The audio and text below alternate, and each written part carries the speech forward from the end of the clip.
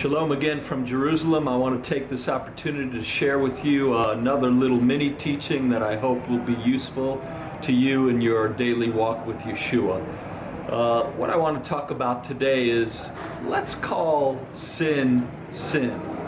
And what do I mean by that? Oftentimes we as believers want to make excuses for things that the Bible calls sin.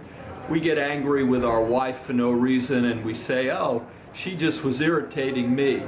Instead of coming to the Lord and confessing our sin, saying that we were angry for no reason, we were verbally abusive or whatever we were, we make this excuse and we cover it over. And this tends to harden our hearts a little bit.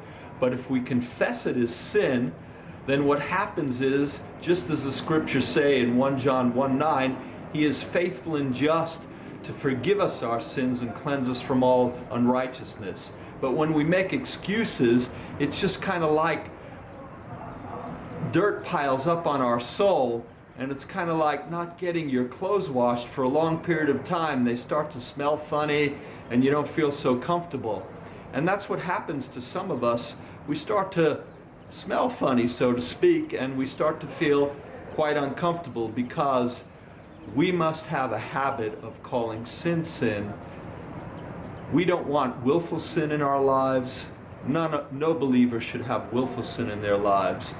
But when we fall and stumble because we're weak, we didn't want to, but we did, then we need to just confess our sin when it's sin. If you lusted after a woman, it's sin. Don't just say you're a guy. It's sin. So we say sin is sin, and if we confess our sins, God is faithful and just to forgive us and to cleanse us. I need cleansing regularly.